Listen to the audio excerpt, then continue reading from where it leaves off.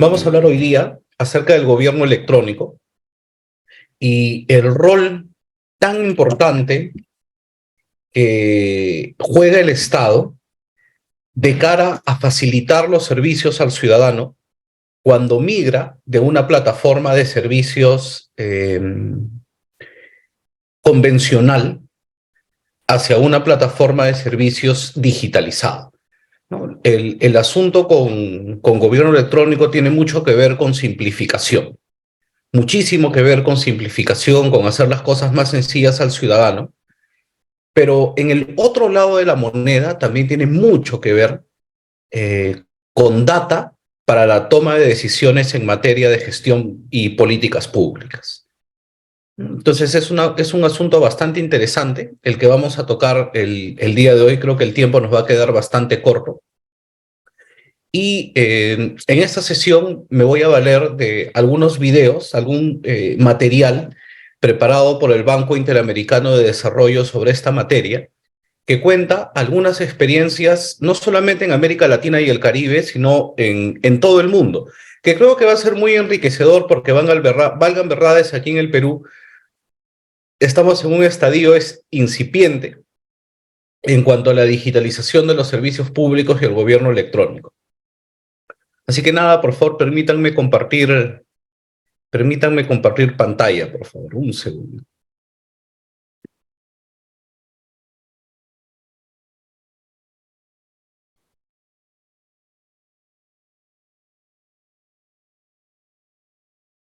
Listo. ¿Me confirman si se ve la infografía en pantalla, por favor? Sí, doctor, se puede realizar. Ya. Según este estudio realizado por el Banco Interamericano de Desarrollo, en América Latina, un ciudadano se demora en promedio más de 5 horas para hacer un trámite. Bueno, yo creo que en un promedio bastante beneficioso. Aquí en el Perú eventualmente puede ser mucho más que ese tiempo, pero es como que la media en la región de América Latina y el Caribe. Otro dato de este estudio, un tercio de las personas, es decir, 3 de cada 10, reconocen que han pagado un soborno para poder acceder a un servicio público. No sé si quienes estuvieron en la sesión del día miércoles recuerdan el ejemplo de la gaseosita y las empanadas, ¿no? Un soborno no necesariamente tiene que ser en dinero. Muchas veces nos vemos obligados a aportar con cualquier tipo de dádiva en alguna dependencia del Estado para tener la percepción o efectivamente el resultado de que nuestro trámite va a fluir. Y esto, por supuesto, no es correcto. Y finalmente, este estudio demuestra que las personas con menor nivel de estudios hacen menos trámite, lo que implica que se benefician menos con los servicios del gobierno. Y ese es un dato interesante porque igual también lo comentamos la semana pasada, ¿no? Cuando les puse el ejemplo del trámite que me tocó hacer a mí en una dependencia municipal. Yo pude ponerme fuerte y salir airoso de la gestión en ese trámite debido a mi formación académica, pero reflexionábamos también de qué hubiese pasado con una persona sin esa formación, sin mi edad, es decir, una persona mayor, y sin los medios que en ese momento yo dispuse para poder moverme de un lado a otro, como tener mi propio vehículo. Entonces, todos esos factores son condicionantes a no solamente una deficiencia en la prestación de los servicios públicos, sino también en un serio problema de menor nivel de acceso. Es decir, hay muchos ciudadanos que en estas barreras encuentran un disuasivo y simple y llanamente deciden ni siquiera acudir al Estado para recibir un servicio público que legal y legítimamente les correspondería.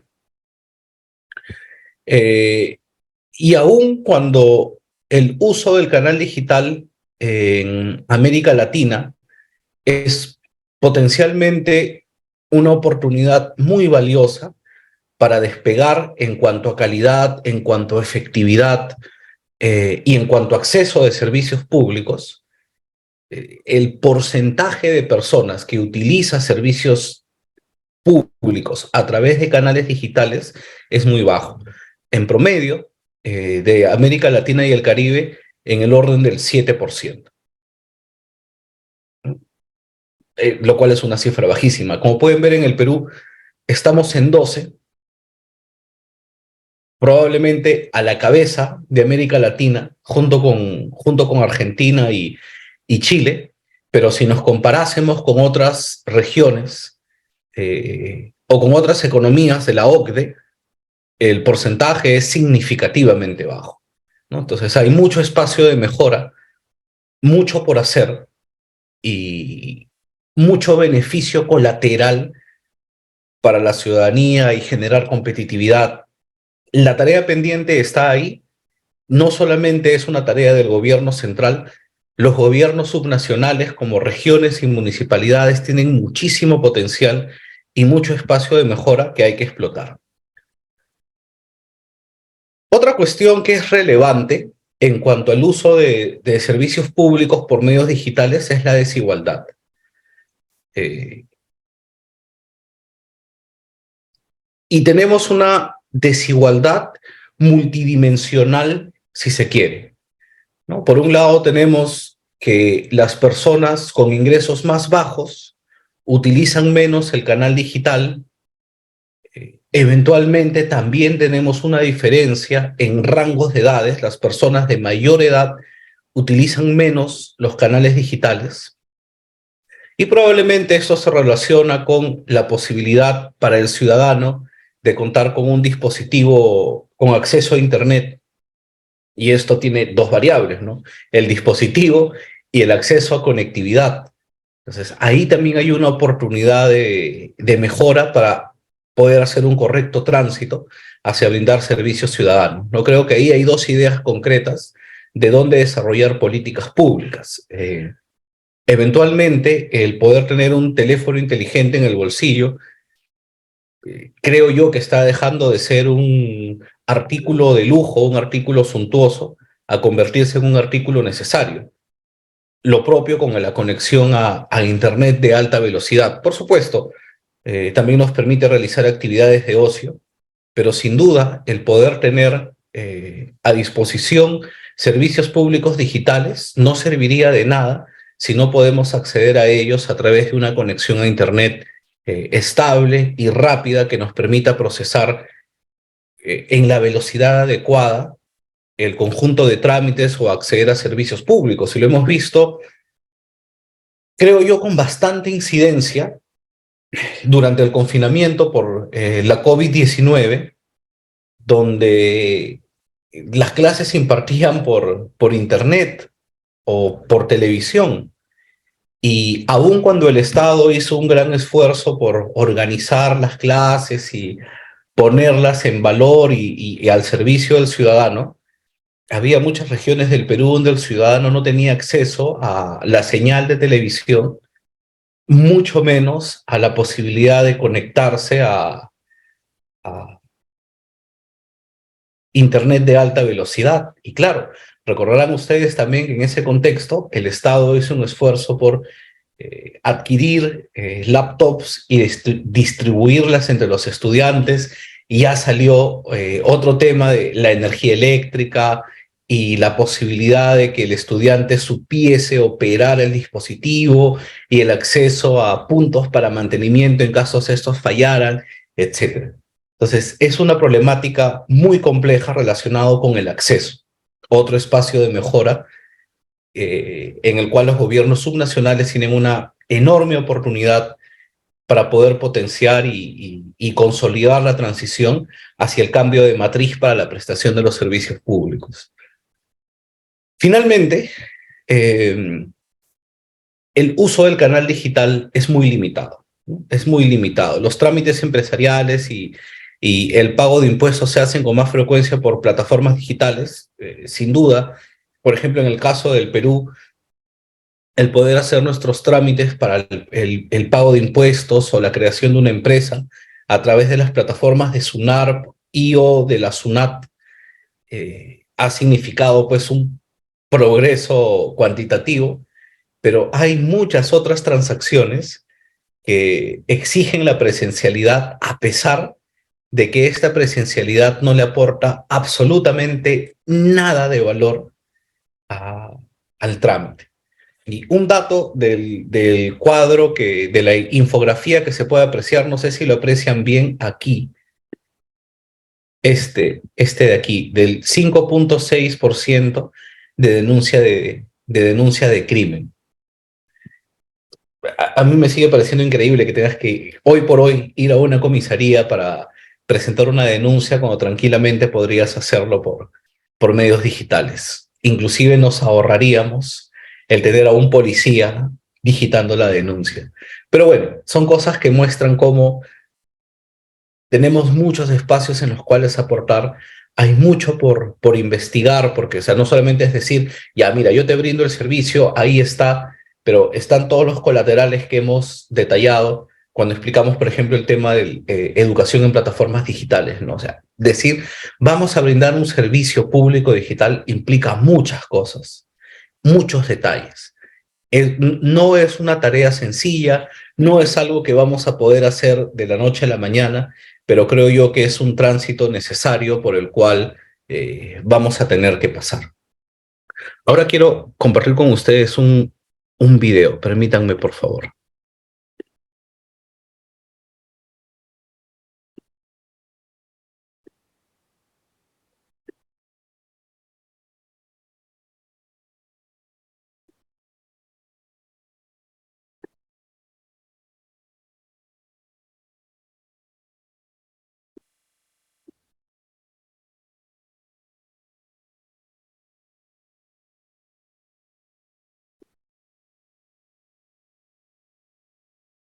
Ok. Reader, ¿se aprecia la imagen? Sí, doctor, sí se Ok. puede visualizar. A ver, me avisa si si corre bien la imagen y el sonido, por favor. Listo. ¿Te acuerdas de la última vez que hiciste un trámite? Probablemente este no sea un recuerdo feliz, ¿cierto? Si esto es así, no estás solo. Según un estudio de la población de América Latina Ahora y el sí, Caribe. doctor. Ok. ¿Te acuerdas de la última vez que hiciste un trámite? Probablemente este no sea un recuerdo feliz, ¿cierto? Si esto es así, no estás solo. Según un estudio del BID, la población de América Latina y el Caribe sufre con los trámites, y mucho. Por primera vez, salimos a buscar información de primera mano sobre los trámites en la región, incluyendo una encuesta de hogares en 22 países y una encuesta de directivos públicos. ¿Y qué encontramos? Por una parte, que los trámites son demorados. En promedio se dedican más de 5 horas por cada trámite. En el país más lento, alrededor de 11 horas, y en el más rápido, cerca de 2. Además, las personas se la pasan yendo y viniendo de las oficinas públicas. Casi el 90% de los trámites se hace por el canal presencial. Apenas la mitad de los trámites se resuelven en una sola visita y el 25% toma 3 visitas o más. Los trámites son un foco de corrupción. El 29% de los latinoamericanos pagó un soborno para acceder a un servicio público en el 2017. Y lo más importante, hay un alto costo social asociado a los trámites difíciles. Encontramos que las personas de menores niveles de ingresos, que son las más vulnerables de la sociedad, hacen trámites con mucha menor frecuencia que las personas de mayores ingresos, incluso si consideramos solo trámites para acceso a programas sociales, salud, educación pública e identidad. Esto quiere decir que las personas de menores ingresos se benefician menos de los programas del gobierno, lo cual genera altos costos para la sociedad. Encontramos 4 razones que pueden explicar esta dificultad. La primera es la falta de conocimiento de los gobiernos sobre la realidad de la experiencia ciudadana. Muy pocos realizan esfuerzos para conocerla. Solo 9 de 25 países dijeron haber realizado ejercicios de observación directa en el sitio de prestación y solo 4 hicieron encuestas de hogares con preguntas de trámites. La segunda es que hay muy poca coordinación entre instituciones públicas, que hace que los ciudadanos deban tomar el rol de mensajeros, ir de una institución a otra llevando papeles y documentos para poder completar un trámite. Esto se ve evidenciado en que el 40% de los trámites son de identidad o registro porque son un prerequisito para completar muchos trámites. La tercera es que existe en la región una alta complejidad regulatoria que lleva a que existan muchos trámites y con muchos requerimientos. La cuarta son los altos niveles de desconfianza que llevan al Estado a priorizar la protección contra abusos por encima de la eficiencia. El 90% de los directivos públicos que encuestamos cree que los ciudadanos tratan de acceder a servicios indebidamente, lo cual justifica la creación de altas barreras de acceso que se manifiesta en trámites complicados. Y todo se refuerza porque los ciudadanos no confían en sus vecinos. El 62% de las personas cree que es necesario que el gobierno imponga altas barreras para impedir el fraude en el acceso a servicios, lo que reduce la demanda ciudadana por trámites más eficientes. Afortunadamente, la transformación digital puede ayudar a remediar esta situación. Las herramientas de gobierno digital proveen soluciones a muchos de los problemas de los trámites, facilitando el acceso a servicios en línea, conectando instituciones para que puedan intercambiar información en lugar de pedírsela al ciudadano o al empresario, y haciendo que todas estas transacciones en línea sean seguras y confiables. ¿Y tu gobierno ya empezó su transformación digital? Ok. Para redondear lo último que hemos visto en este video, yo les quiero contar algo que ha pasado aquí en Tacna, que es donde yo vivo esta semana. 7:30 de la mañana, los funcionarios del gobierno regional se aprestaban a ingresar a las oficinas para empezar con las labores. Y cuando llegaron se dieron con la sorpresa de que había un equipo de 6 fiscales y un contingente de 30 policías dentro de las instalaciones del gobierno regional. Imagínense ustedes esa escena, 6 fiscales y un equipo de 30 policías, haciendo pesquisas en distintas oficinas del gobierno regional. Horas más tarde, sale a la luz cuál era el motivo de esta presencia policial en las instalaciones del gobierno regional. Hubo una denuncia de que en la Procuraduría Pública Regional se contrató a una servidora y que se había establecido que esta servidora no estaba colegiada y que ni siquiera era abogada. Y a pesar de eso había trabajado como 3 años en la Procuraduría Pública del Gobierno Regional. Entonces, allanaron la oficina de la Procuraduría, pero también allanaron las oficinas de abastecimiento y de recursos humanos, quienes fueron los involucrados en la contratación de esta señorita, e inclusive las casas del procurador, del jefe de abastecimiento y del de recursos humanos. Y el del director de administración. Fue todo un tema.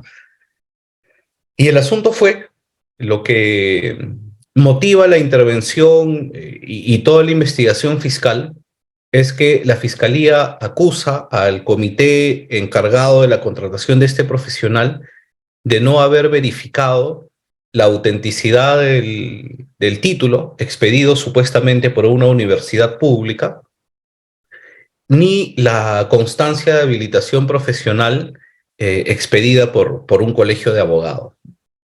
Y en el contexto de lo que hemos conversado, me queda, o sea, del video, de la explicación que he dado en el video, a mí me queda claro que problemas como este podrían evitarse si la información que pertenece al Estado estuviera a disposición del Estado y no de las entidades que lo integran. En el caso concreto, el diploma de esta señorita fue expedido por una universidad pública y actualmente, si nosotros quisiéramos saber si ese diploma es auténtico, en adición de poder consultar en SUNEDU, por supuesto, pero si nosotros quisiéramos saber si ese diploma es auténtico, tendríamos que cursarle un oficio a la universidad. O sea, el gobierno regional de Tacna, como entidad pública, tendría que cursarle un oficio a esta otra entidad pública llamada universidad para preguntar si la información es verdadera y es exacta. Lo propio con el Colegio de Abogados. Tendrías que preguntarle al Colegio de Abogados, que si bien es una entidad privada, brinda un servicio público, si la información es verdadera. Tendríamos un cambio significativo si toda esa información estuviera en una base de datos abierta, a lo cual cualquier dependencia pública pudiese acceder. Creo que la primera gran barrera que tenemos que superar para facilitar los trámites es tener una sola base de datos en el Estado y no tener tantas bases de datos dispersadas y para cada trámite tener que estar presentando la misma información en cada oficina para generar un producto que luego tienes que llevar a otra oficina para iniciar un nuevo trámite desde cero y finalmente con el papel que te dan llevarlo a otra oficina para iniciar otro trámite desde cero y recién poder obtener el papel que realmente necesitabas, ¿no? Ahí hay una terrible pérdida de dinero, una terrible exposición a corrupción, a actos impropios y, por supuesto, una pérdida de competitividad en términos de país grandísimo, ¿no? Entonces, esto es la trascendencia y la relevancia de la digitalización de los servicios públicos. O sea, en la medida que hagamos la transición hacia un modelo más eficiente, no solamente vamos a mejorar en términos de calidad y eficiencia, sino también en términos de simplificación. Y el ciudadano lo que demanda y lo que el ciudadano merece es esta simplificación. ¿Okay? Entonces, hasta aquí, que era como una suerte de introducción al tema. ¿Alguien tiene alguna pregunta o quisiera hacer algún comentario? Reader, por favor, dejemos unos minutos por si los participantes quieren expresarse. Excelente, doctor Renzo. Estimados participantes, pueden intervenir en estos momentos. Pueden levantar su manito. Eso sí, en la modalidad de doctor Renzo, hacemos un agregado con sus ponencias. Pregunta al estudiante, usted responde y el estudiante va a tener acceso nuevamente si le ha sido clara la respuesta o si hay algo que quizá le ha quedado alguna duda. ¿Estaríamos bien, doctor Renzo? Sí, perfecto. Listo, doctor Renzo. Doctor Víctor, adelante, por favor. Doctor Víctor Hugo, disculpe. Ahí está. Buenas noches, doctor. Escuchando sus magníficas palabras, yo pienso que la modernidad ha llegado a tal punto que a raíz de la pandemia todo nuestro sistema ha evolucionado. Pero sin embargo, en los espacios de la sierra, donde yo he trabajado, veo que todavía estamos en el tiempo de la carreta. Sí, tal cual. Claro, entonces, lo que yo quería hacer en comentario es tratar en lo posible de que hubiera un traslado de la modernidad hacia la sierra y hacia la selva, desde el punto de vista de la digitación y de la virtualidad. La pregunta que yo le hago es con respecto, ¿qué pasaría de aquí a algunos años cuando los gobiernos de transición o cambien y no le den el sentido a la modernidad? Y simplemente estén en los problemas que actualmente tenemos. Llámese conflictos entre congresistas, conflictos entre partidos y sobre todo pues, la corrupción que en estos momentos campea. La pregunta sería esa para usted. ¿Qué pasaría con los gobiernos? Sí, yo creo que sin duda, si no hacemos esa transición ya hacia gobierno electrónico, nos vamos a estancar y vamos a empezar a perder competitividad frente a otros países. Claro, es que, válgame verdades, esa es una cuestión que tiene muchas aristas, ¿ya? Tiene muchas aristas y muchos campos donde son necesarios trabajar. Yo quiero mencionar solamente uno de ellos, porque si hablamos de todos, nos extenderíamos toda la noche, pero yo quiero hablar solamente de uno. ¿Por qué tenemos esa disparidad entre costa, sierra y selva? Clara disparidad también entre norte, centro y sur. Y por supuesto, dentro de las provincias, entre las capitales de departamento, sobre todo cuando están pegadas a la costa, y las provincias alejadas, más aún cuando están pegadas hacia la sierra o a la selva. Tenemos esa disparidad porque el proceso de descentralización que iniciamos en el 2003, hoy 20 años después, sigue siendo una buena intención.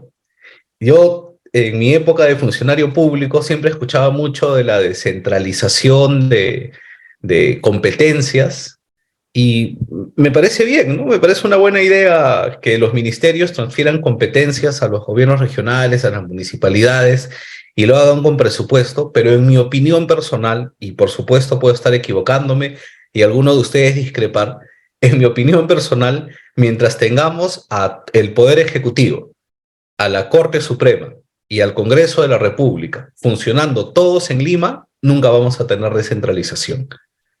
Lo que yo creo que contribuiría significativamente a tener un país con un desarrollo más equilibrado, ¿no? O sea, con oportunidades de desarrollo más equilibrado, es que, por ejemplo, desperdiguemos los ministerios por las distintas ciudades de la República. Esto va a obligar, o sea, y ya no hay excusa, o sea, quieres tener tu consejo de ministros, hazlo por Zoom, o que simple y llanamente los ministros agarren un avión y viajen para el consejo de ministros.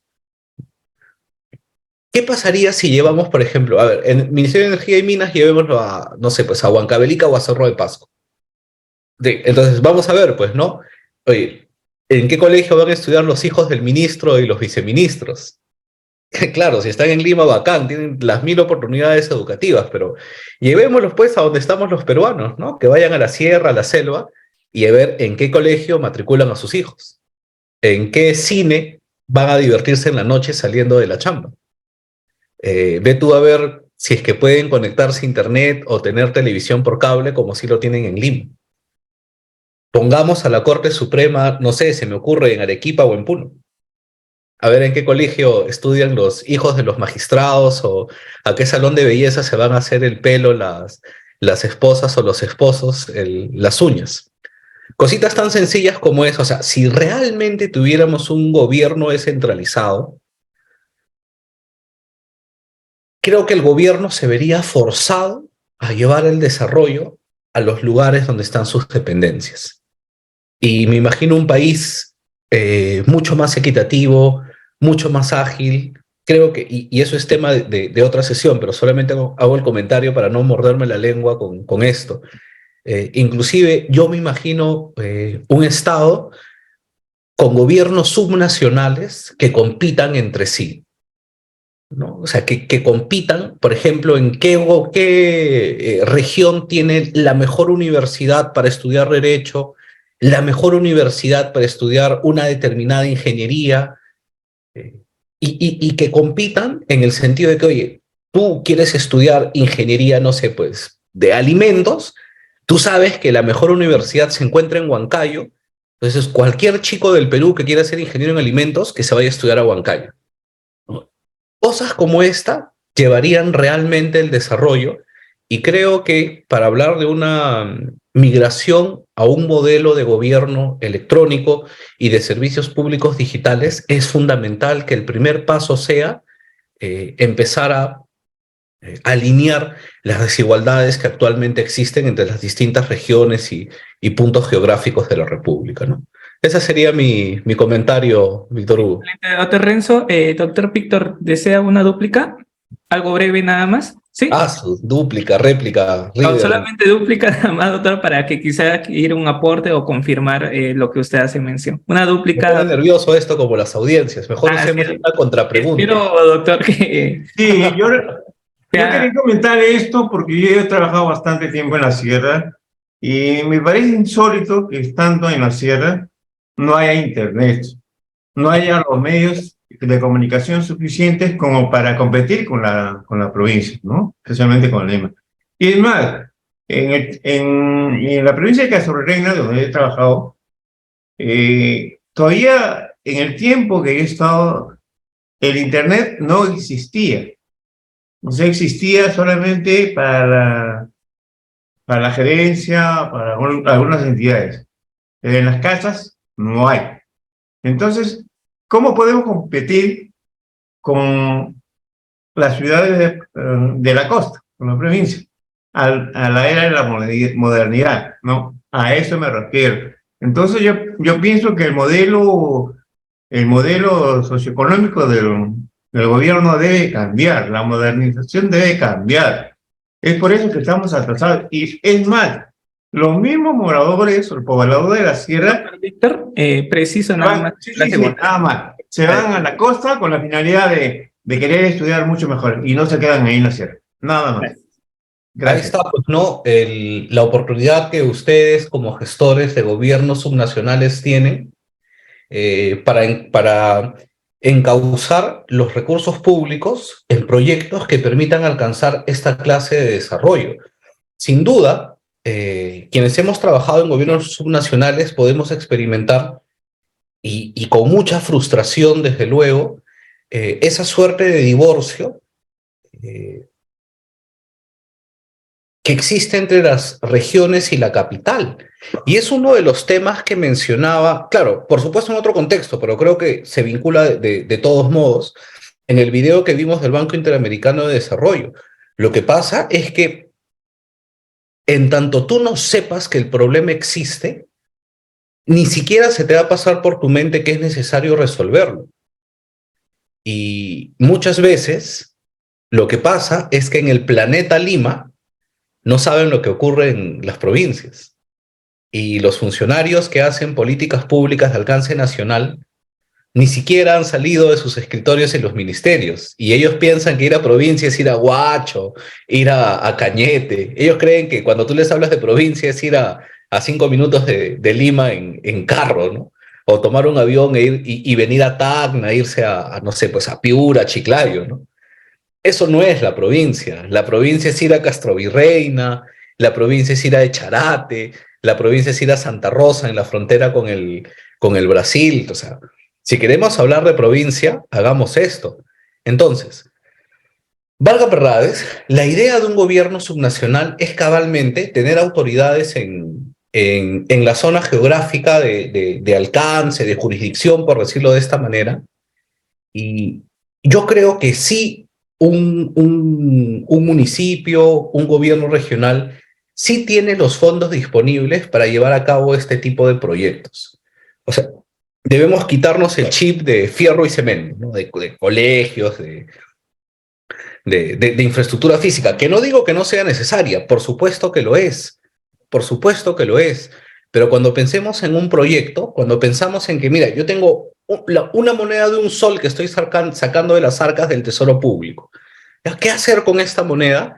Lo que tenemos que hacer con esa moneda es pensar en dónde puedo colocar esta moneda para generar un impacto más profundo en los niveles de desarrollo. Como hemos venido conversando en estas sesiones que ya hemos compartido, crecimiento económico no es lo mismo que desarrollo. Y a donde tenemos que apuntar con políticas públicas y con gestión pública es a generar no solamente crecimiento, sino también a generar desarrollo. Y si queremos ser más ambiciosos todavía, a generar desarrollo con inclusión social. No hay forma de hablar de inclusión social si yo, que vivo en la costa, tengo internet y un ciudadano que vive en la zona altoandina no lo tiene. No podemos hablar de inclusión y menos hablar de desarrollo si no empezamos a equiparar esas desigualdades, y en los gobiernos subnacionales tenemos todo para poder hacerlo. ¿Reader, alguna otra participación?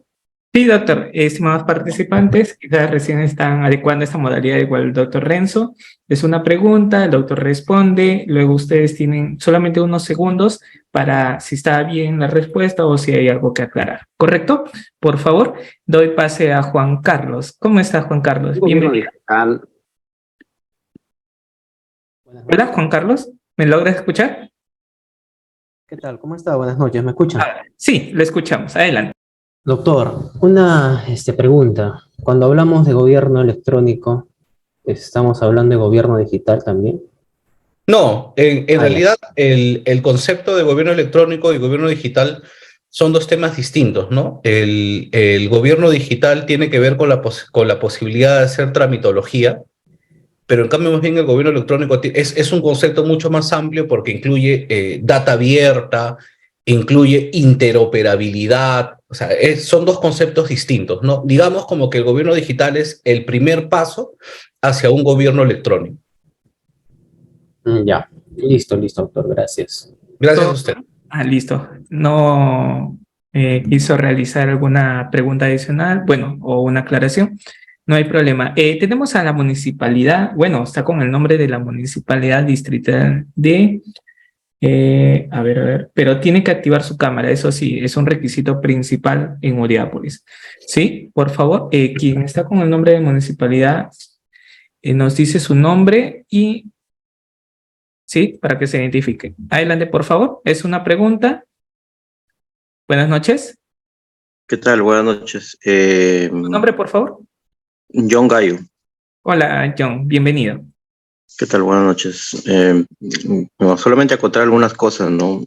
Algunas experiencias que también tuve hace justo 2 años. Conversaba con el viceministro, ex viceministro de Transportes y Comunicaciones de Chile, y él estaba, bueno, ahora maneja una ONG que se encarga de transformar muchos servicios digitales allá, pues, ¿no?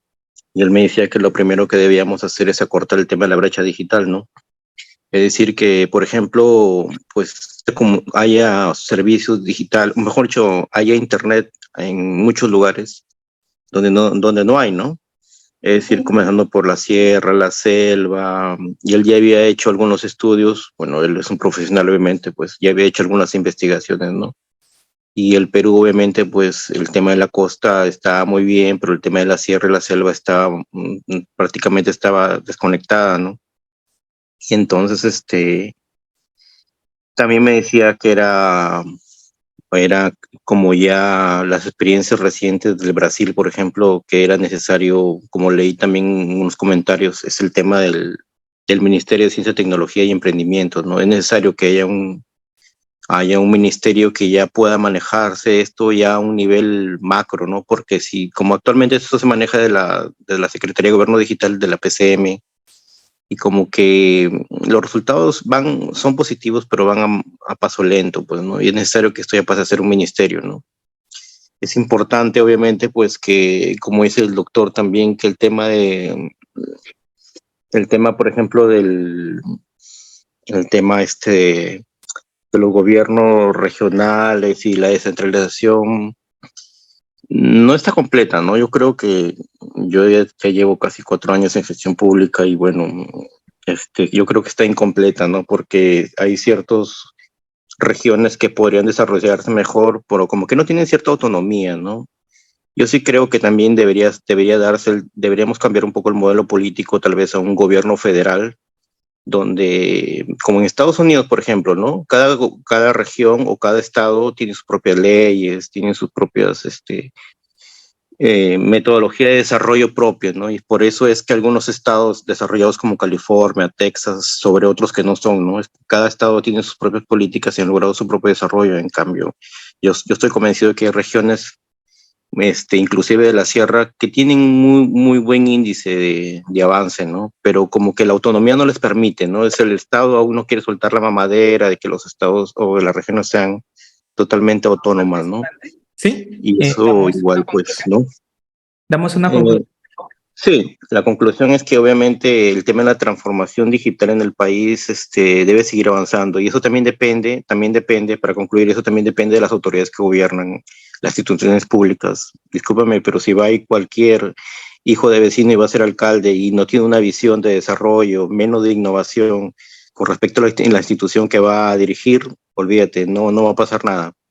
No es que yo mi asesor de tecnología, sino yo como jefe, no sé, como presidente regional, como alcalde, si no tengo visión de futuro y conozco o tengo un tema de tecnologías o tengo el Gracias. componente tecnológico, no puedo. Estimado participante, ya hemos dado 10 minutos. Espero tu comprensión. Doctor Renzo, adelante, por favor. Sí, voy a compartir un video y luego retomamos los comentarios, no hay problema, pero para poder seguir avanzando, por favor, permítame compartir con este video.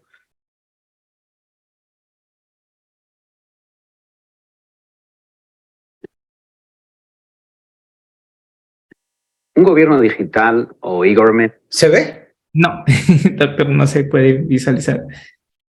A ver, qué raro, que hace rato sí se veía, ¿no? Sí, doctor, creo que se quedó en la dúplica nada más. Ah, no, aquí está.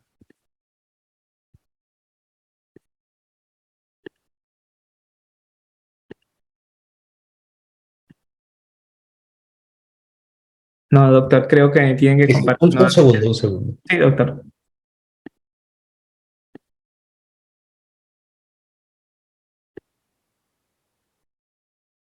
Y ahora sí, ¿no? Sí, doctor, ahora sí se puede visualizar. Ya, ok. Es aquel que en lugar de basar un gobierno digital o e-government es aquel que en lugar de basar su relación con los ciudadanos y empresas a partir del papel, lo basa en las tecnologías de la información y comunicación.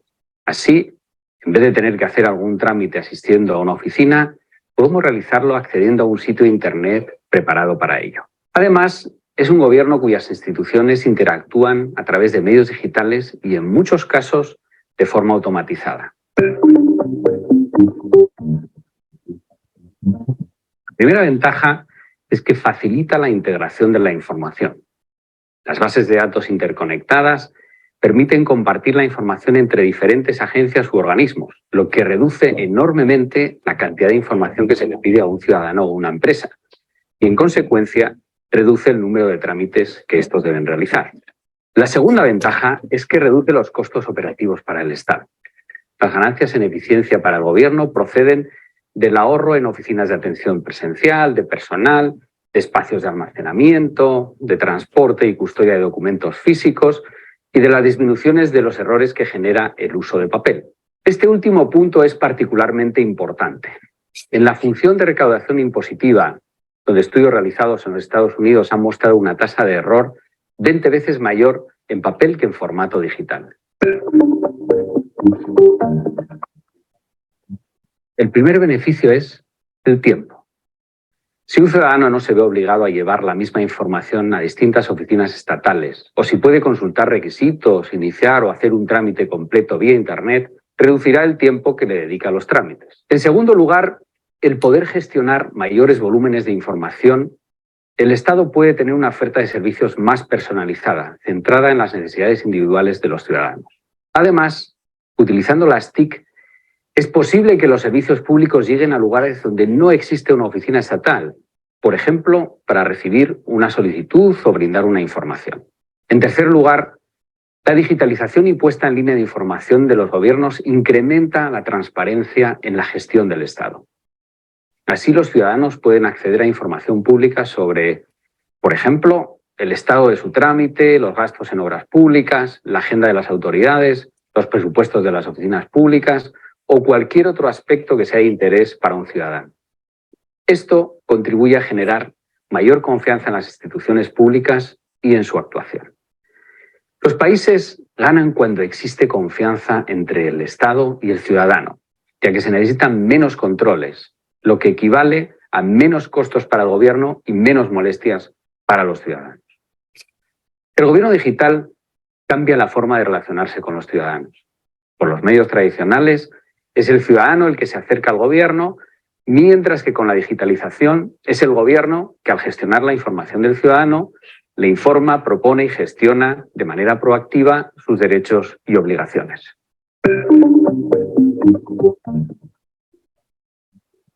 Agilidad en los trámites tiene una relación directa con la productividad y la competitividad de las empresas.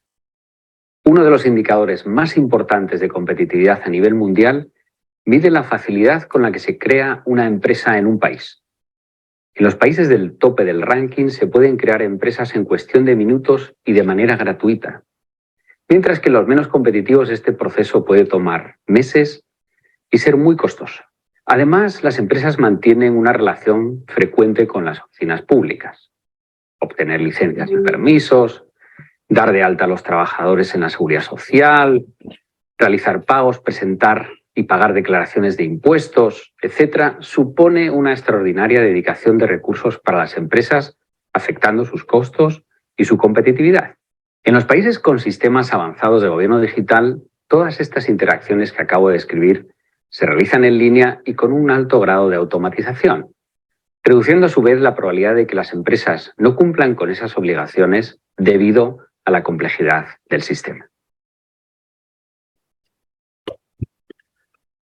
Ok.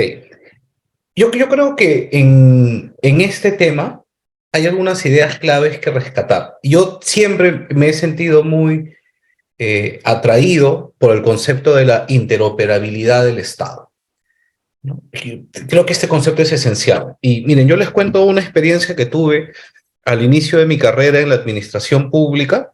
Yo trabajé en un proyecto que negoció el Tratado Binacional con Chile para establecer el control fronterizo integrado entre la República del Perú y la República de Chile a través de los complejos fronterizos Santa Rosa del Perú y Chacayuta de Chile.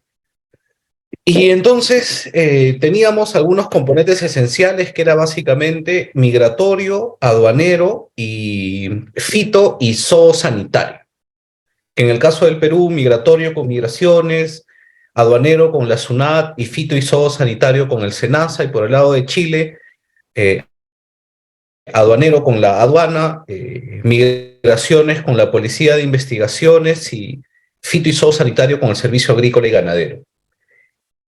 ¿En qué consiste el proceso de control fronterizo? O por lo menos cómo era en ese entonces, que ahora ha cambiado un poco. La persona que salía del Perú venía de Tacna con dirección a Chile y se encontraba con el complejo fronterizo. En el complejo fronterizo el ciudadano se bajaba, entregaba sus documentos primero a Migraciones y luego Migraciones le devolvía los documentos. El ciudadano tiene que salir y se dirige a otra ventanilla donde está la aduana y le entrega los mismos documentos para que la aduana nuevamente procese la misma información que ya procesó Migraciones.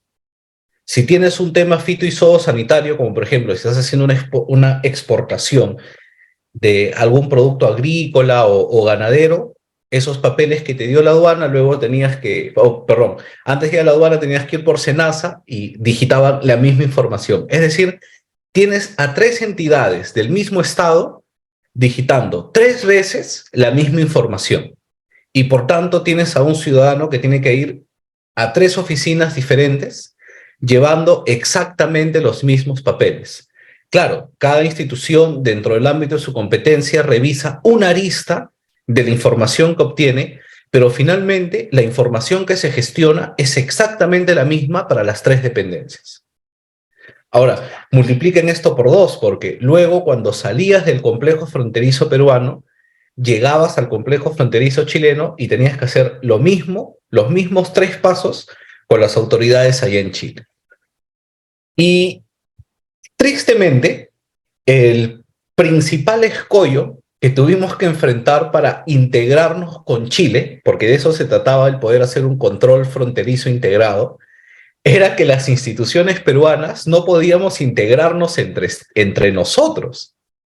O sea, Migraciones, Aduana y SENASA no estaban dispuestos a compartir la misma información y todo el mundo alegaba la seguridad de sus bases de datos, su seguridad informática, y discúlpenme la expresión, no sé qué tanta otra tontería, pero lo que yo aprendí, les hablo esto pues del año, no lo sé, 2007, 2008, quizá, es que había mucho celo con dar ese salto, ¿no? Había mucho celo con decir, la información no es mía, la información es del ciudadano. Yo como autoridad pública, simple y llanamente, gestiono la información, utilizo la información para mis procesos, pero la información no es mía.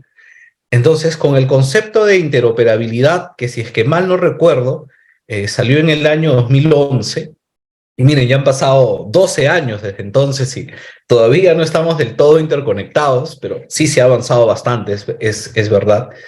El concepto de interoperabilidad propone esto, ¿no? Que el propietario es el Estado, no determinada entidad pública, y que por tanto, como la información es del Estado y al servicio del ciudadano, la entidad pública que necesita la información puede acceder a ella. Entonces, el día en que logremos esto va a ser magnífico, porque ya no vamos a tener los ciudadanos que ir a 3 oficinas distintas llevando la misma información. Simple y sencillamente vamos a poder prender nuestras computadoras, acceder a una plataforma única, tomar o aportar la información a la entidad que se necesite, pedirle a una entidad que si requiere una información que ya di a otra, se la pida y ya no tenga que estar pidiéndomela a mí, sería magnífico. Y como dijo el video que acabamos de ver, ¿no? Esto permitiría que el Estado tenga un rol propositivo. Imagínense ustedes un ciudadano que compra una propiedad, un departamento o una casa. Sales de la notaría y vas con tu escritura pública a registros porque necesitas que tu título de propiedad esté registrado. Qué bacán sería si en registros públicos se genera una alerta para la municipalidad de la jurisdicción, ¿no? Que registros le diga: municipalidad, el ciudadano Renzo Ruiz ha registrado una propiedad a su nombre.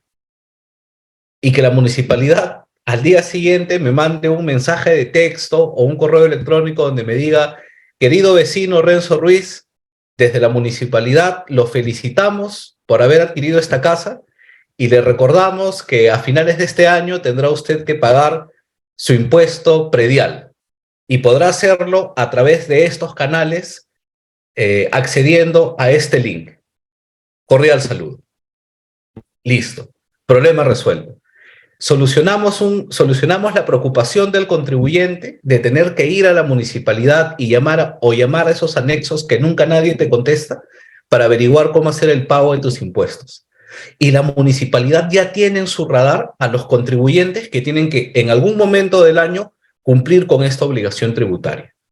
Entonces, el tener una plataforma interconectada con data permite que el Estado tenga además un rol propositivo para poder gestionar los intereses. Y finalmente, el tercer concepto con el que yo quisiera cerrar mi comentario para dar paso a que ustedes hagan los suyos es el de efectividad operativa, ¿no? Y lo hemos visto muy bien en la pandemia y realmente no me queda en claro por qué algunas entidades del Estado han retrocedido y han pedido que los funcionarios regresen y que el ciudadano tenga que ir nuevamente a la institución para hacer su trámite. Creo que en la pandemia aprendimos lo bien que funciona el trabajo remoto y el poder hacer trámites a distancia, ¿no? Las implementaciones de las mesas de partes virtuales ha sido una maravilla. Yo trabajo en un estudio de abogados y el contar ahora con mesas de partes virtuales ha permitido que ya no importa que mi estudio esté en Tacna, nosotros desde aquí de Tacna gestionamos temas en Huánuco, gestionamos temas en Puno, en Arequipa, en Lima, en Chiclayo, y si nos piden gestionar un tema en Marte o en los aros de Saturno, 100% seguro que lo podríamos hacer, y esto es gracias a que tenemos la posibilidad de hacer trámites digitales. Esto, como ciudadano, nos ahorra tiempo, ¿no? Y como abogado, y quienes sean abogados aquí, sobre todo quienes en algún momento han trabajado en Lima, ahora que las audiencias son virtuales, nos ahorran muchísimo tiempo en desplazamiento. Antes, como abogado, tú sabías que al día máximo podías tener una audiencia. Si estabas en provincia, impensable que estuvieras en una audiencia en la mañana en tu provincia y en la tarde en Lima. Ahora, con este tema de las audiencias virtuales, en la mañana a las 9 estás en la corte de Huancayo, a las 10 estás en la corte de Ayacucho, al mediodía en la corte de Lima, y en la tarde estás haciendo tu trámite en el Tribunal Fiscal o en el Tribunal de Contrataciones del Estado o en el Tribunal del Servicio Civil. O sea, en un día recorriste todo el Perú, cosa que antes era impensable, con un significativo ahorro de tiempo, con un significativo ahorro de dinero, con un muy significativo ahorro de papel, porque ahora que todos lo mandas por mesa de partes virtual debidamente digitalizado, nos ahorramos esos papeles que se pierden, que dónde está el documento. Ya no, porque ahora todo está digitalizado, es más fácil hacer una trazabilidad. Lo que quiero decir con esto es que esta migración al gobierno digital es el camino que nuestra nación necesita seguir para alcanzar desarrollo y seguir en la senda de atraer inversión, de dar facilidades para nuestros ciudadanos y para los inversionistas extranjeros que quieran venir. Con esto quería cerrar mi comentario respecto al video que hemos visto. Reader, si alguien quiere hacer alguna participación, el momento es ahora.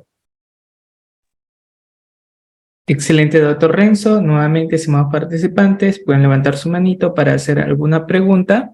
Eso sí, tienen que tener activo siempre su cámara para efectos de una debida acreditación.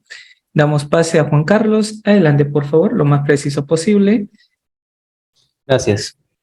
Doctor, espero no estar adelantando un tema que miré ahí en el sílabo, o mejor dicho, los temas de doctor hoy día sobre el tema de transformación digital, es que en el año 2018 se crea la ley de gobierno digital, Ujú. ¿no? En el año 2020 sale un decreto de urgencia en la cual se crea el sistema de transformación digital, ¿no? En la cual el Estado incorpora a los 11, 10 sistemas que tiene el tema de la transformación digital, y el cual, como mi experiencia como funcionario público, en realidad se viene trabajando muy bien y se viene implementando bien. Porque ahora es obligatorio que, por ejemplo, una entidad presente su plan de gobierno digital, ¿no? Entonces, antes, por ejemplo, para pagar un servicio o pagar un bien, ¿no? Se tenía que sacar un cheque, ¿no? Pero en cambio ahora tenemos el SIGA. Y desde el año 2020, si no me equivoco, ahora se hace mediante DNI electrónico. Todos los jefes de administración o el tesorero tienen que firmar con un DNI electrónico, el cual facilita y transparenta también, y es más, disminuye los niveles de corrupción en los Ahí, Juan gobiernos. Carlos, ¿me permites Sí, un comentario? sí, doctor, adelante. Te agradezco. Mira, yo te cuento mi experiencia con esto del DNI electrónico. Eh, para mostrar el otro lado de la moneda de lo que tú comentas. Efectivamente, cuando yo entré en el 2020 a trabajar en un gobierno regional como gerente de asesoría jurídica, era mi primera experiencia en un gobierno subnacional. Yo venía de una entidad de gobierno central con otra lógica, otra dinámica, otras formas. Y ya, pues bueno, me tocó esta experiencia gerencial en un gobierno subnacional. Y los primeros días que yo llegué, eh, se acercó el gerente de tecnologías de la información, un ingeniero de sistemas muy proactivo, muy hábil el tipo, y me preguntó si tenía el DNI electrónico. Y dije que sí, yo tenía mi DNI electrónico desde 2017. Y me dijo, ah, ya, porque le quiero configurar para que pueda hacer los trámites que comenta Juan Carlos, ¿no? En el SIGA y todo el tema de firma electrónica. Y me pidió la computadora. Entonces yo recuerdo que abrí mi mochila y saqué mi computadora, y mi computadora era Apple. Y el ingeniero casi se desmaya porque me dijo, oye, pero DNI electrónico funciona solamente con Windows. Entonces, y los que tenemos Apple o algún otro sistema operativo, ¿cómo hacemos, no? Y yo estuve casi un año en el gobierno regional y nunca pude usar la firma electrónica porque mi computadora no tenía Windows. Es más, los funcionarios con cargos gerenciales tienen que hacer una declaración jurada ante Contraloría, y yo, como no tenía el acceso a ese tema de la firma digital, nunca hice la declaración jurada. Ojalá que la Contraloría no me denuncie, no me persiga como estilan hacer. Pero es cierto, ¿no? Y yo lo tomo como una anécdota porque mira cómo realmente, y como bien refiere usted, Juan Carlos, esto fue en 2018 y mi experiencia en el 2020, como país, cómo nos cuesta tanto hacer esas transiciones, ¿no? O sea, nos cuesta muchísimo hacer estas transiciones. Hay sistemas que funcionan solamente en PC y cuando tú entras a tu celular no funciona. Y si entras a tu celular, te dice que utilices un determinado buscador. ¿Qué pasa si no lo tienes instalado? O sea, algunos te piden hoy, usa Internet Explorer. Otros te dicen, no, utiliza Google Chrome. Otros te dicen, no, tiene que ser Firefox. Entonces, mira, ¿cómo nos cuesta entender esa variedad y, bueno, esos temas? Solamente quería comentar eso. Te ruego me disculpes, Juan Carlos, por la interrupción, por favor, y que te permitan volver a participar. Mil disculpas. Juan Carlos, ¿deseas volver a participar? Sí, pero lo más preciso en esta segunda sí, participación. Adelante, por favor, Juan Carlos.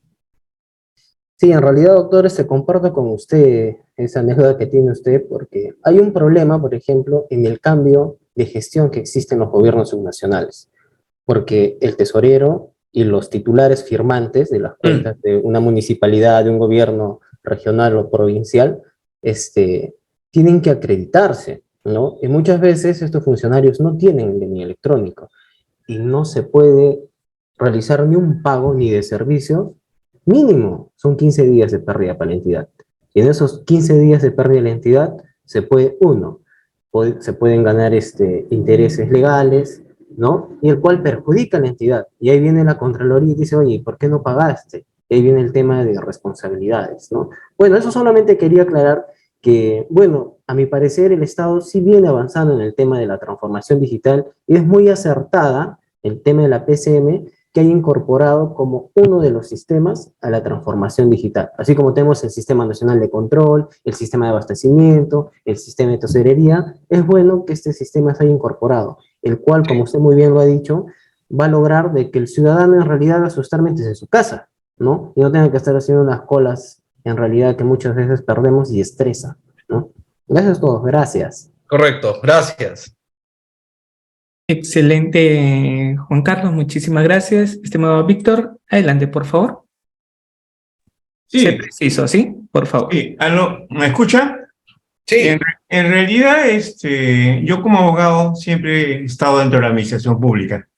Y esto con la virtualidad y la mesa y parte electrónica, me he dado con la sorpresa de que algunas instituciones ya están manejando en forma total la mesa y parte virtual.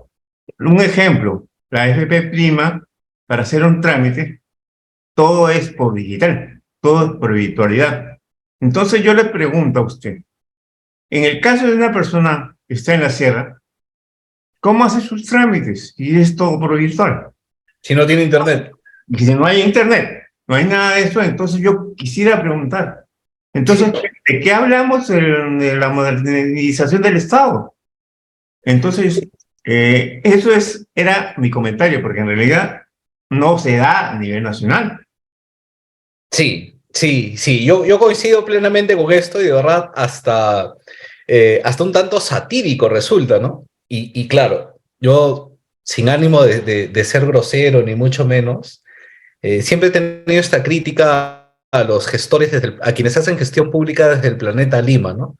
Claro, tú diseñas bien bacán tu política, tu instrumento, tu plan, tu proyecto, etcétera, y lo haces basado en la realidad que tú conoces, pues, ¿no? Tú llegas a tu chamba, prendes tu laptop, tienes tu internet y todo bacán. Eso no sucede en muchos municipios de la sierra y de la selva. No hay eso. O sea, ni siquiera, la gente no tiene ni siquiera energía eléctrica.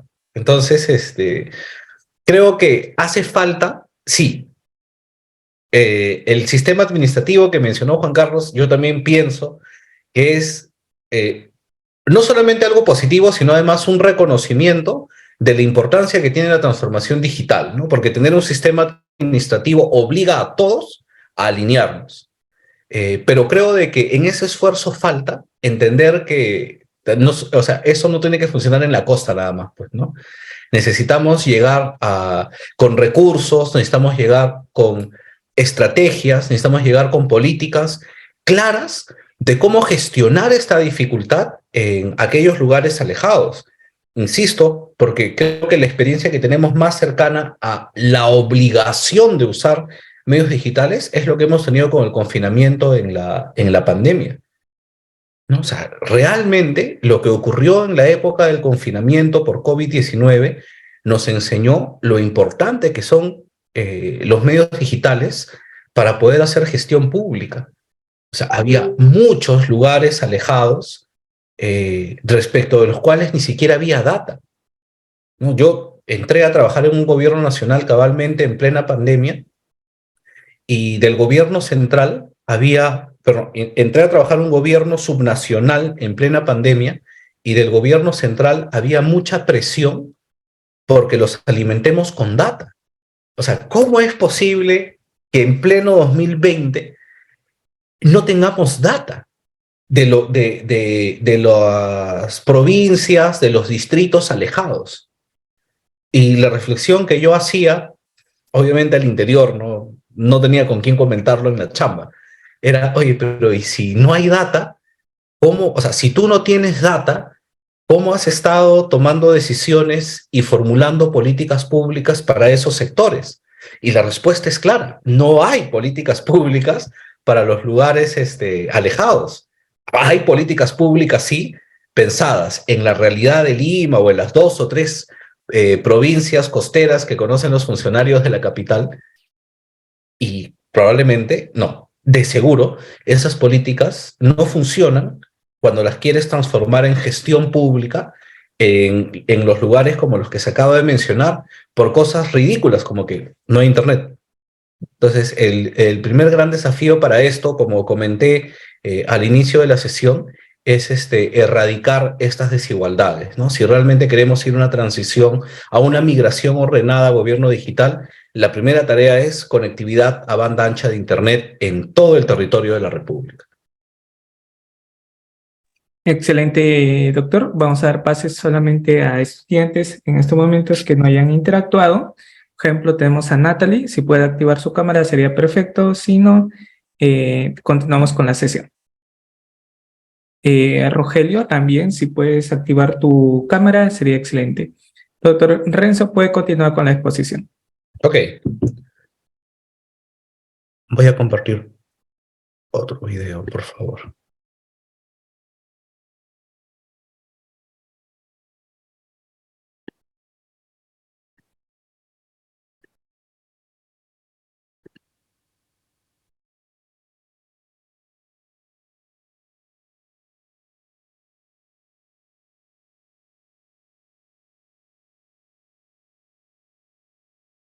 Listo, se ve la imagen, ¿no? Sí, doctor. Ok, ahí va.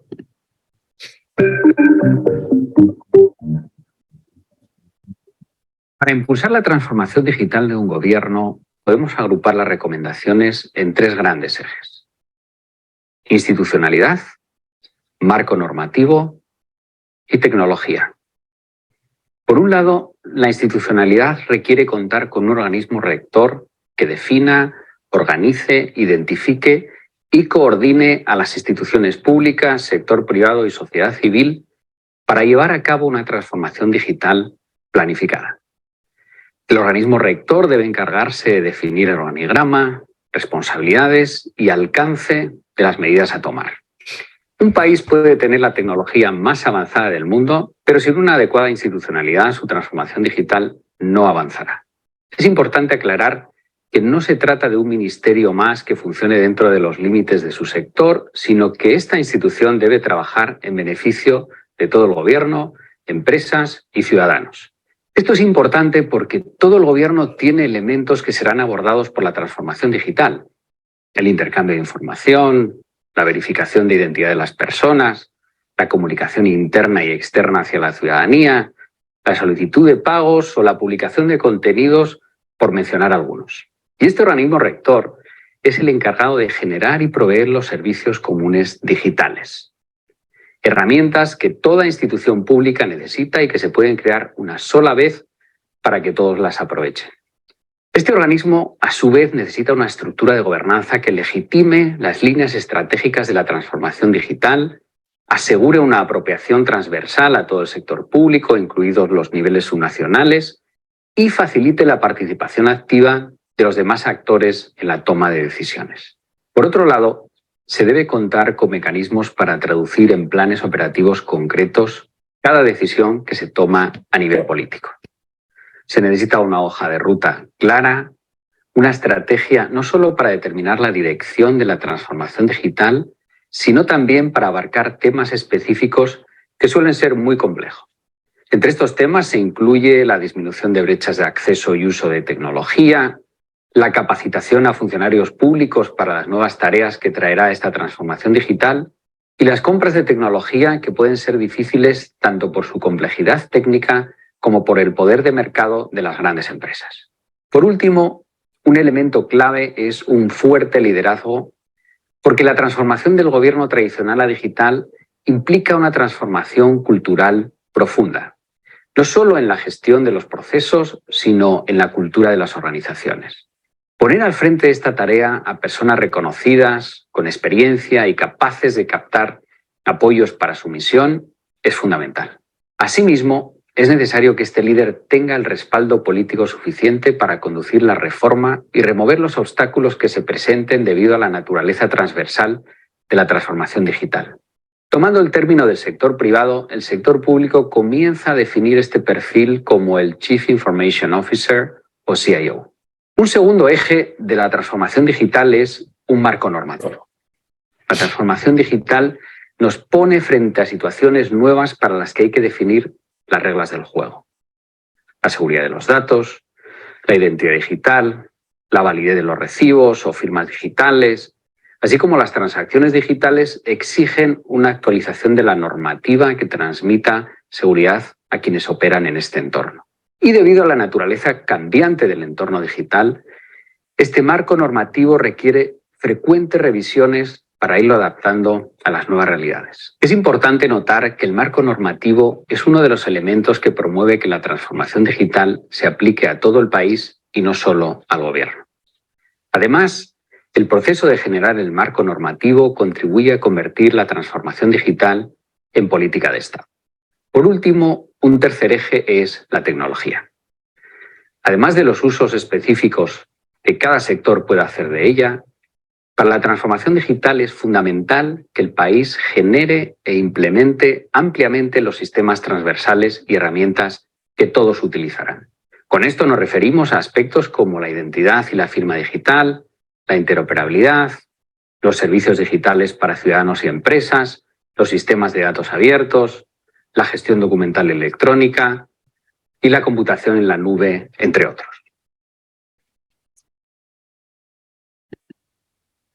Ok, entonces, como vemos, esta transición, esta migración hacia un gobierno digital no es pues de ninguna manera un evento aleatorio.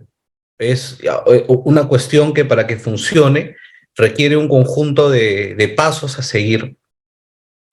Y creo que en el contexto de lo que estamos conversando en este curso, centrado concretamente en el tema de gobiernos subnacionales, escapa un poco de las manos de los gestores subnacionales el tema de marco institucional y marco normativo, porque evidentemente al tratarse de una cuestión de gobierno nacional, corresponderá a las autoridades del gobierno nacional la rectoría y la generación del marco normativo para la aplicación de la estrategia.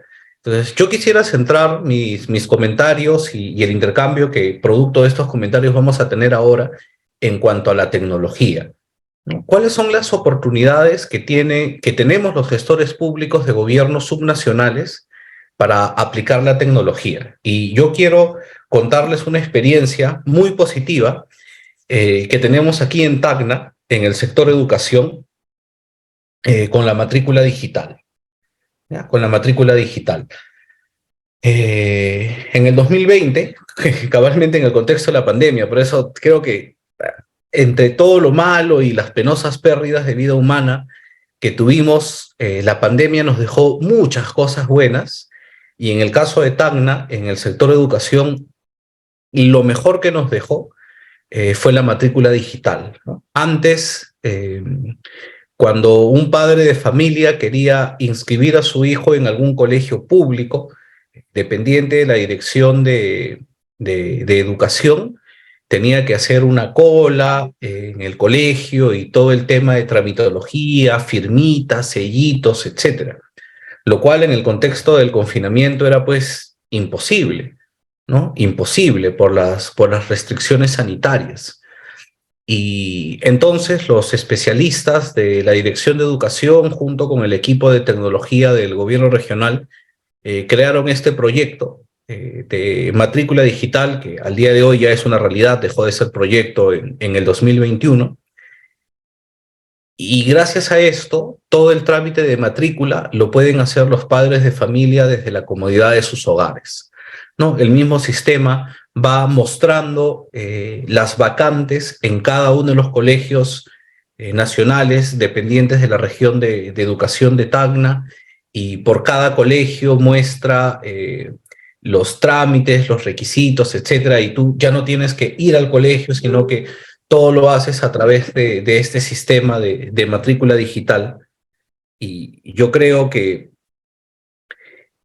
iniciativas como estas son buenas por dos razones, ¿no? Primero, porque sin duda facilita la vida al ciudadano. O sea, definitivamente no hay punto de comparación entre poder hacer un trámite echado desde tu cama, si es que fuera necesario, a tener que pararte muchas veces, madrugar para ir a hacer una cola que te podía demorar todo el día.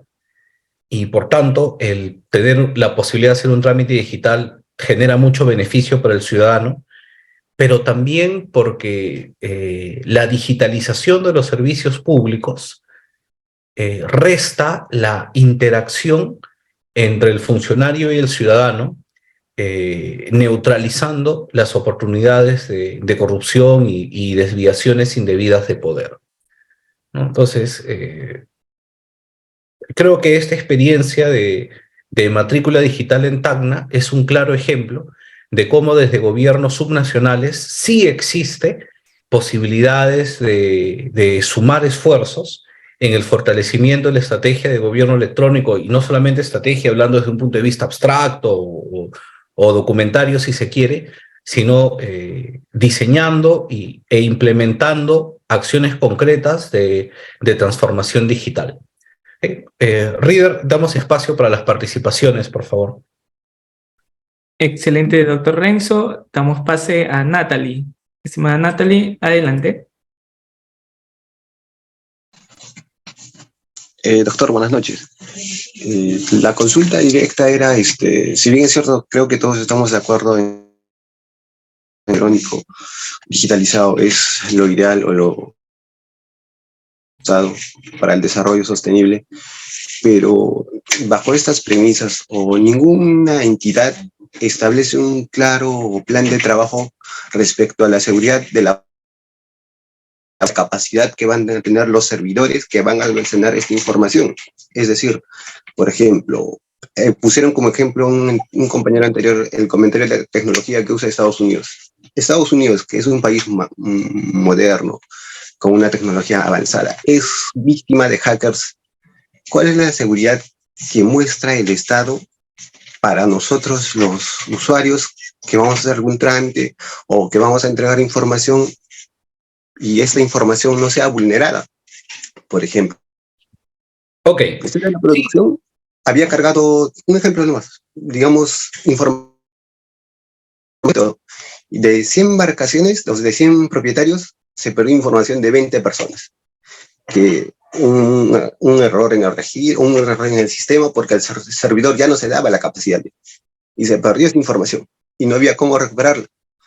Y era un problema para el usuario porque el usuario tenía que buscar documentos del año 2012, donde él en ese año obtuvo el certificado, y como el Ministerio de Producción estuvo en un proceso de digitalización, supuestamente eso era para que ya no pase ese problema, y se dio. ¿Por qué? Porque no preveyeron que la información que iban a contener iba a ser mayor a la capacidad de los servidores que iban a tener adelante. Bueno, eso sería todo. Sí, esto último que comentas, yo lo viví muy de cerca en materia de contrataciones del Estado, cuando en el 2010 hubo un aumento de servidores con un proyecto, de servidores para el SEACE, para el Sistema Electrónico de Contrataciones del Estado, que fue financiado por creo que el Banco Interamericano de Desarrollo o la Corporación Andina de Fomento, pero por una entidad cooperante. Y pusieron servidores y, en efecto, ¿no? Los servidores no alcanzaron, pero ni para el 30% de toda la data que había. Y era gracioso porque cuando tú querías publicar tu procedimiento de selección, empezabas la publicación a las 12, literal, 12 del día, y terminabas de hacer la publicación 8 de la noche. O sea, era increíble, ¿no? 12 del día y terminabas de publicar 8 de la noche. Ya en el 2012 o 14 hubo una otra actualización donde ya ahora sí trajeron pues servidores de verdad, pero el problema fue de que toda la información del 2012 para atrás se borró, ¿no? Ya, si tú quieres acceder, creo que hay que mandarle un documento al OCE y ellos lo buscan en sus archivos y te lo dan, pero ya no está de acceso libre en el SEACE, ¿no?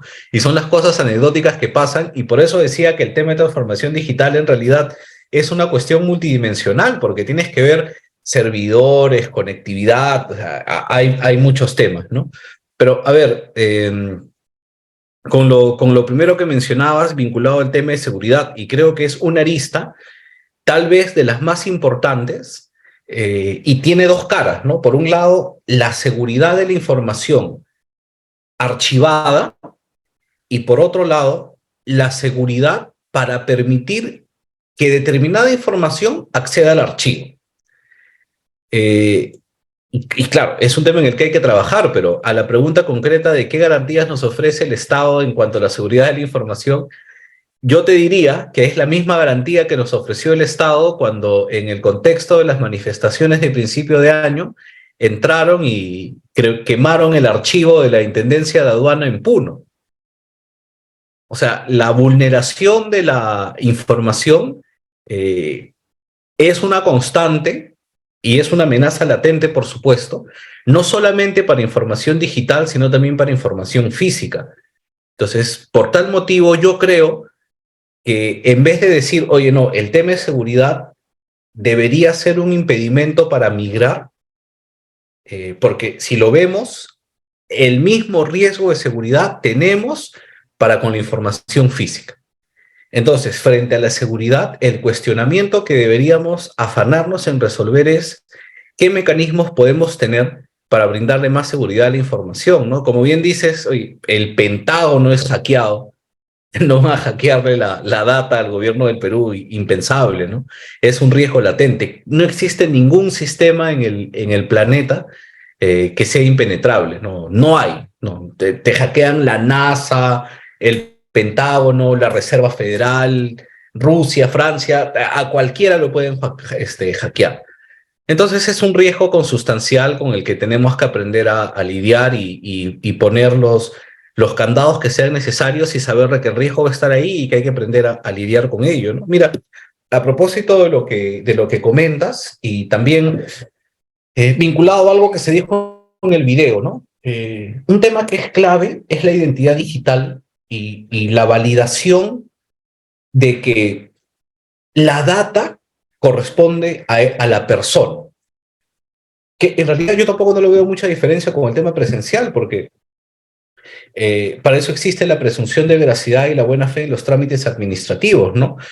El ciudadano que comparece ante la ventanilla, literal, te puede estar presentando documentos falsos, información inexacta, puede estar haciendo una suplantación de identidad y el servidor público que está en la ventanilla recibiendo los documentos, valgan verdades, no tiene un mecanismo formal y mucho menos una base legal para cuestionarlo al momento de la recepción.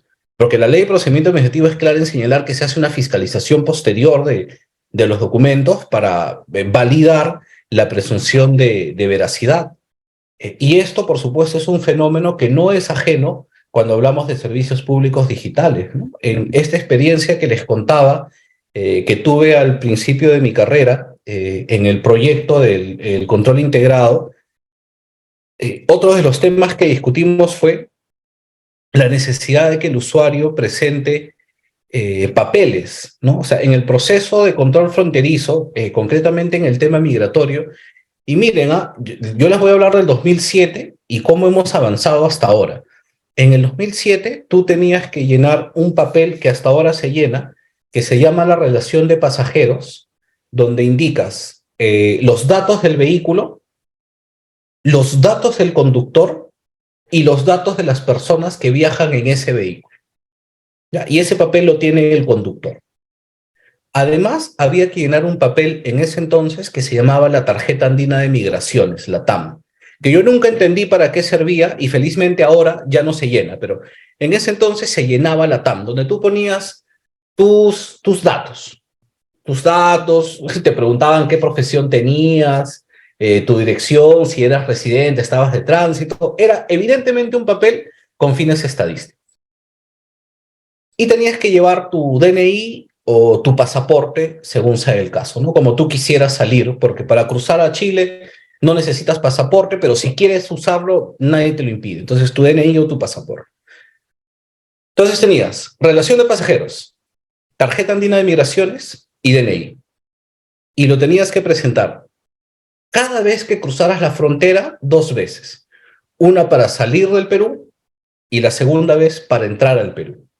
Ahora, ir de Tacna en Perú a Arica en Chile es como si tú vives en Lima y fueras de La Molina a San Isidro. O sea, literal, yo de mi casa en Tacna a Chile llego en 20, 25 minutos como máximo. Y por tanto, hay mucha gente, tanto peruanos como chilenos, que van y vienen de Arica en el día. Entonces, el cuestionamiento que nosotros hicimos es, oye, si tenemos un ciudadano que continuamente cruza la frontera, ¿por qué en cada cruce le pedimos que presente su DNI? O sea, era algo que no tenía sentido, ¿no? Y en algún momento, desde el proyecto, propusimos a Migraciones, a la aduana y a SENASA sustituir la presentación del DNI. O sea, porque, ¿qué implica esto, no? Tú llegas con tu DNI, se lo entregas al funcionario con tu relación de pasajeros y en ese entonces tu tarjeta andina, el funcionario miraba el DNI y digitaba los datos del DNI. O sea, el DNI que te da la RENIEC y que tiene los datos que respaldan el DNI físico, ese otro funcionario del Estado de Migraciones miraba el DNI y digitaba los datos, luego digitaba los datos de la tarjeta andina e imprimía un papel y te lo daba. Entonces tú, ciudadano, te ibas con tu relación de pasajeros, tu tarjeta andina de Migraciones, tu DNI y el papelito que te daba Migraciones. Y ojo, si se te perdía el papel, para reingresar al Perú tenías que pagar una multa de $5 por día. Cosa de locos. Y nosotros decíamos, oye, pero a ver, si el DNI te lo da la RENIEC, es decir, la información la tiene el Estado, y cuando tú vas a RENIEC a sacar tu trámite, la RENIEC te toma las huellas, esto significa que la huella digital se encuentra relacionada a los datos del DNI. Entonces, ¿por qué no ponemos un lector de huella digital? El ciudadano presiona su huella en el lector y al funcionario de Migraciones le aparece en la computadora todos los datos, incluido la fotografía. Entonces tú simplemente volteas y ves que se trata de la misma persona y le das el pase. Y Migraciones dijo, ya, ¿y qué hacemos con los ciudadanos que son mangos? O sea, cosas así de absurdas, ¿no? Oye, es como que tú me dijeras que a alguien por ser manco la RENIEC no le da su DNI, ¿no? Ya, pues si es manco, habrá otras formas de validar, pero estamos hablando de la excepción a la regla. Y siempre vamos a tener este temor de cómo validar la identidad digital. Yo creo que la única forma es vencer ese miedo y avanzar. Quien te quiera sacar la vuelta lo va a hacer presencial o físicamente. Entonces hay que también fortalecer las capacidades de los órganos de control, ¿no? De la policía, del Ministerio Público, de la Contraloría General de la República, para detectar los incumplimientos. Pero es que no podemos, los videos que hemos visto lo explican claramente, ¿no? La desconfianza del Estado para con el ciudadano. O sea, no podemos gestionar una relación dinámica entre sociedad y Estado con ese nivel de confianza. Lo que tenemos que hacer es apostar por avanzar y más bien fortalecer el control posterior, la capacidad de capturar, o sea, de identificar y capturar a quien haya cometido un ilícito y de aplicarle la sanción que corresponda. Y de seguro, estadísticamente, podríamos concluir que estos casos serían los menos y claramente se tratarían de la excepción a la regla.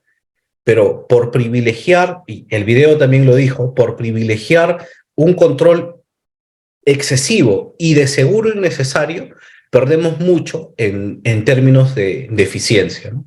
Un poco extensa mi respuesta, disculpen, pero espero con eso haber contestado a la pregunta formulada. Reader, no sé si hay alguna pregunta más.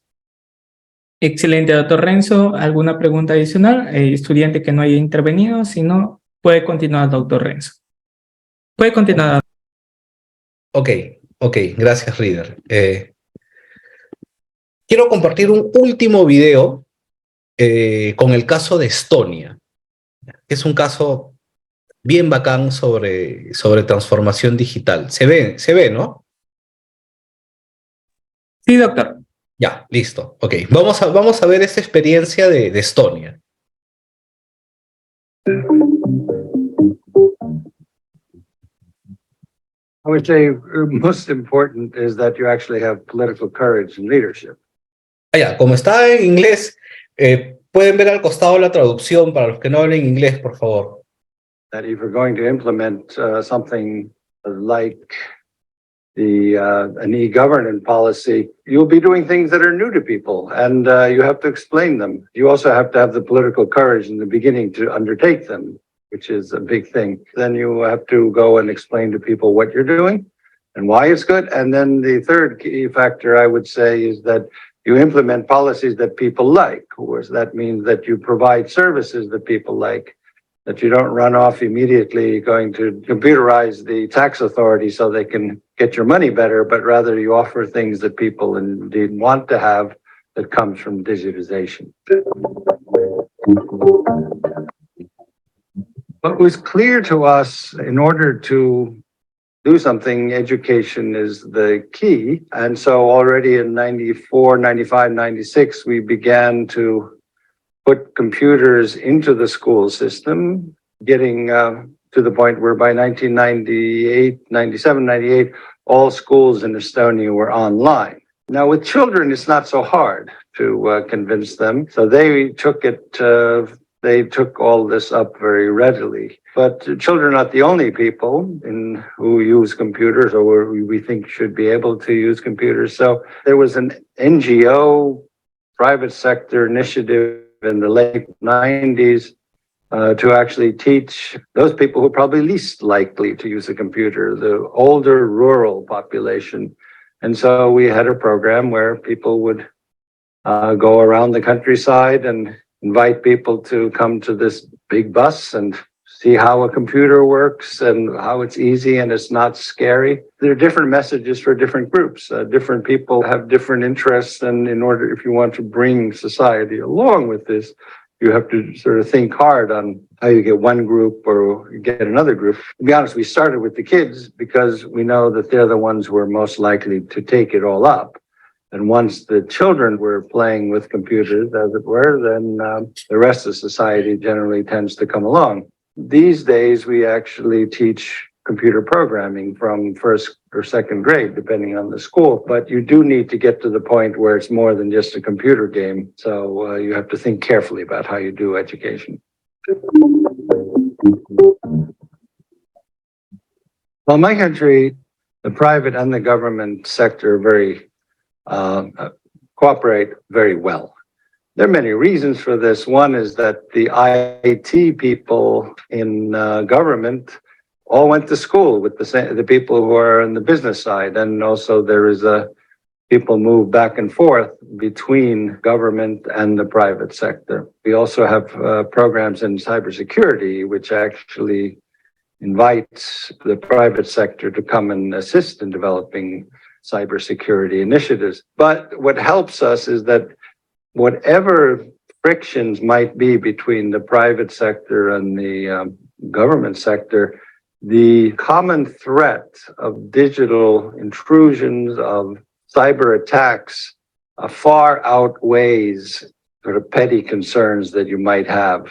But rather, we have a fairly good partnership between the IT companies who realize that they need the government to guarantee, sort of keep them out of trouble with cyber attacks, and the government, of course, realizes that the economy is vulnerable if an outsider comes in and does something to our private sector.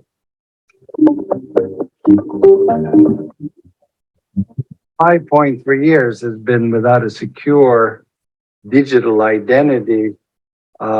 Systems will fall apart. That is the key to everything. And it's what distinguishes successful e-governance from unsuccessful e-governance. Now, to get a secure identity, and it also must be universal, because unless the identity is universal, you will not have services developed that allows a country to move into the digital era.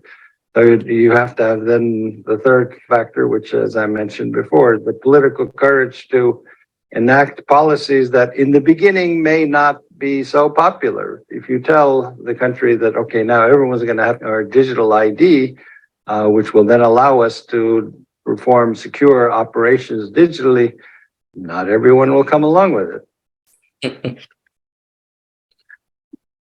Ok. Bastante enriquecedor este video sobre la experiencia de Estonia, y hay muchas cosas que rescatar de aquí. Yo creo que bueno, la primera vez que yo vi este video, algo que me llamó mucho la atención fue cómo desde 1998 los colegios ya tenían implementado computadoras y estas se encontraban interconectadas entre sí.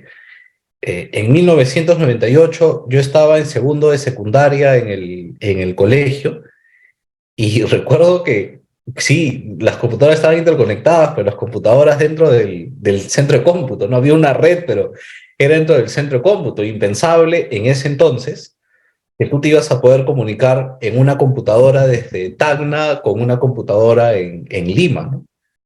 Entonces, eso también demuestra que la transición a un gobierno electrónico, a un gobierno digital, es un proceso que toma tiempo. Y tiene mucho que ver también con esta transición, tiene que ver con las competencias educativas, ¿no? Como comentábamos al principio de la clase, cuando vimos algunas estadísticas preparadas por el Banco Interamericano de Desarrollo, la desigualdad es un factor crítico, ¿no? Es un factor crítico. Naturalmente, las personas con menor nivel de educación o las personas con mayor edad son quienes tendrán más problemas para acceder a un servicio de gobierno por medios digitales, ¿no? A un servicio público prestado por medios digitales. Entonces, naturalmente, una arista de la política pública en este sentido es brindar capacitación a quienes tengan mayor dificultad de acceso. Sin duda, a ciudadanos de zonas rurales y a adultos mayores, ¿no? Y claramente tiene que haber un foco de atención en capacitar a estas personas, bueno, sensibilizarlos sobre la conveniencia de utilizar medios digitales para acceder a los servicios públicos y capacitarlos en cuanto al uso de los mismos. Yo creo que lo trascendente en esto es cómo podemos brindar al ciudadano un mejor contexto para su atención. Y les cuento de una experiencia de cómo es tramitar y hacer el pago de los impuestos aquí en Tacna. Para hacer el pago de los impuestos en la municipalidad provincial, y es una municipalidad que recibe mucho dinero por canon minero y podría realizar inversiones para que la cosa no sea así, pero bueno, tienes que ir a una oficina a preguntar o a pedir que te den tu liquidación de deuda. Te la dan. Si es que el sistema no se ha caído, te la dan. Luego tienes que ir a una segunda oficina para que validen la data y le pongan un sello y generen una orden de pago, si es que no se cae el sistema. Finalmente, tienes que ir a una tercera oficina donde tienes que pagar, si es que no se cae el sistema.